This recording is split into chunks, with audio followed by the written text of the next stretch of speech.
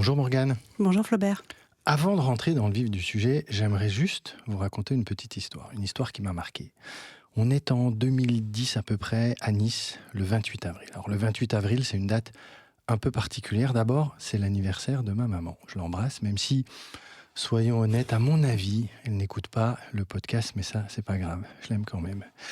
Mais c'est aussi, le 28 avril, la journée mondiale de la santé au travail. J'avoue qu'à l'époque, quand j'ai organisé cette réunion, je ne le savais même pas. Et ce jour-là, je suis en réunion avec mon boss, ses équipes, et j'ai invité quelqu'un de la CARSAT pour parler de ce qu'on pourrait faire concrètement chez McDonald's sur le sujet, parce qu'à l'époque, j'étais responsable RH là-bas.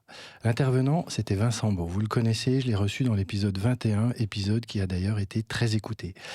Et ce jour-là, donc, ce 28 avril, j'ai un vrai choc. Quand Vincent nous a expliqué le lien direct entre le taux d'accident du travail, son impact évidemment massif sur la masse salariale, et surtout le fait que ce taux, il peut être mal calculé. Oui, mal calculé.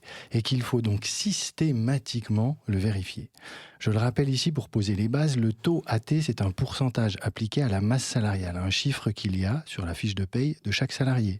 Donc entre 3, 5 et 6%, vous comprenez que ce n'est pas juste une nuance comptable, on parle de dizaines de milliers d'euros. Et ce jour-là, vraiment, ça a été un déclencheur pour moi, un moment fondateur de mon engagement sur la santé au travail et sur le document unique d'évaluation des risques professionnels et le lien très concret entre prévention et performance économique.